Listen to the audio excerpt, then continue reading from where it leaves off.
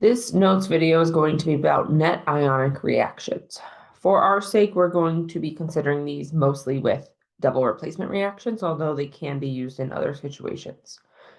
So there are two main kind of definitions we're going to refer to. They are defined as above here. I will further explain them when we get into actual practice problems, but we have a complete ionic, which is going to indicate all of the dissociated ions in the reaction that are present.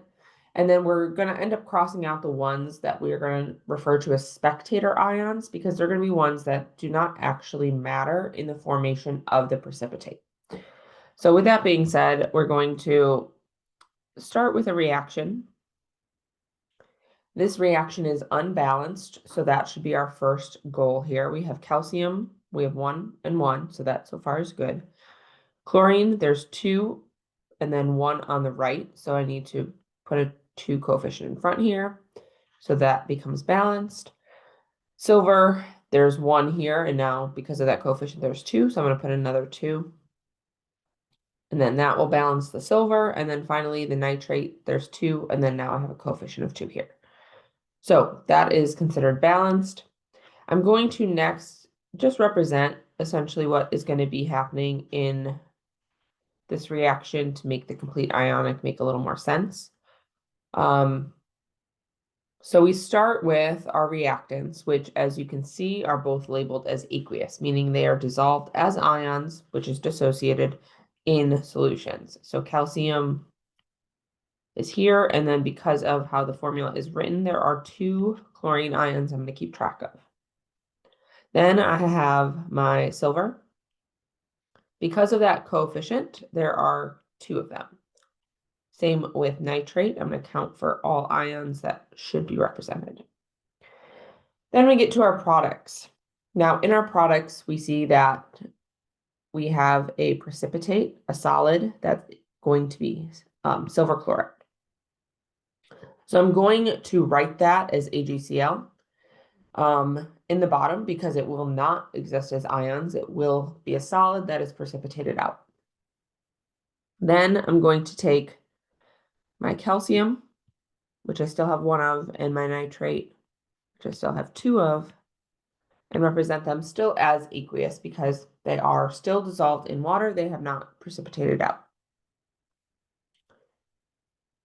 When I write my complete ionic, I'm essentially writing what has just been drawn. I am writing how many of each ion there are, the state it's in, whether it's solid or aqueous, and I am putting a coefficient for how many exist. So I would write calcium with its charge, and that it's aqueous. And then there's 2 chlorine here, so I'd write 2Cl with a -1, and that it is also aqueous. I am not putting a Cl with a subscript 2 because I'm writing it as ions, and so this does not indicate that it is an ion form, which you need to in the complete ionic equation. So continuing on, I'm going to do the same for the other beaker.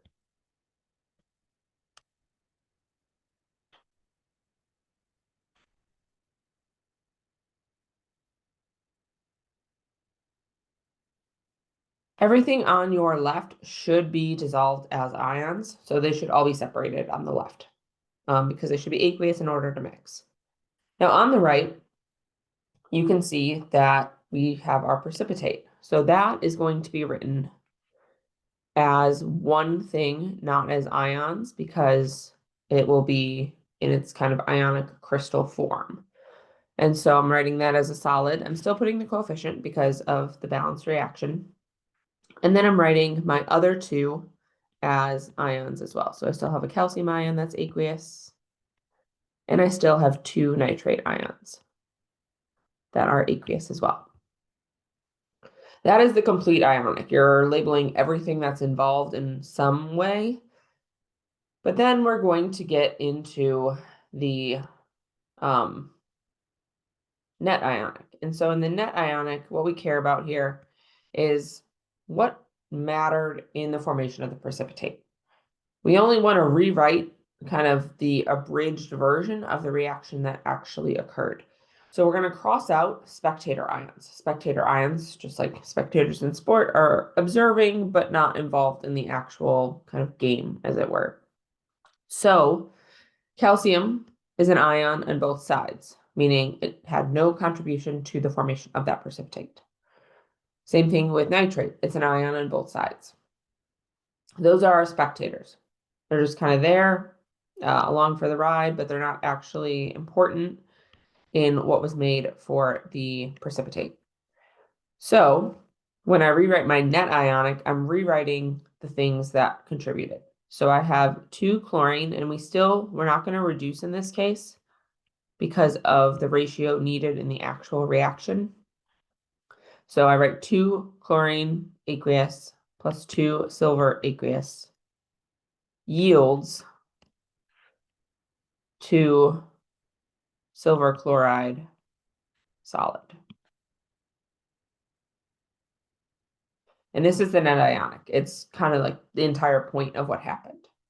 So yes, the calcium and the nitrate were there. They were kind of providing the ions that would eventually combine, but overall, they stayed in solution the entire time. Okay, I'm going to do one more example, but if you want to try this on your own first to see if you understand, go ahead and pause the video here, and then the answers will start to appear after. In this example, you can see the answer has not been given to you for the product, so that's what we need to start with. Chromium, based on this formula, is a +3, nitrate -1, ammonium +1, sulfur -2. So I'm going to combine my new products here. We have chromium, which is going to go with sulfur, so this is going to be Cr2, and then S3. And if you look up on your solubility chart, we'll find that this is solid. And then we're going to combine NH4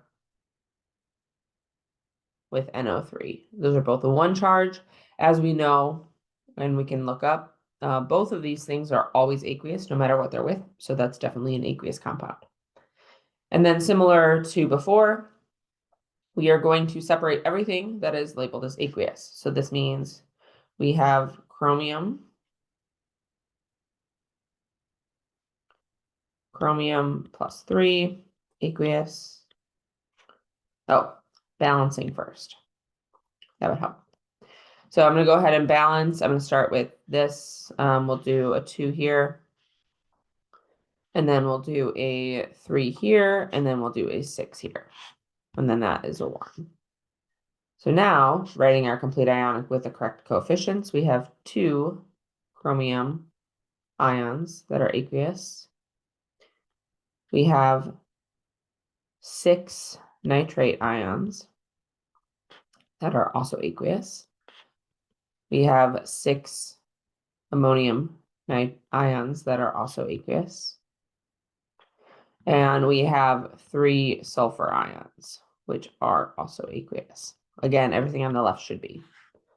Then we get to our precipitate. This, remember, we write as a solid thing. We do not separate it into ions because it is in its crystal form. It's not in ions dissociated in solution.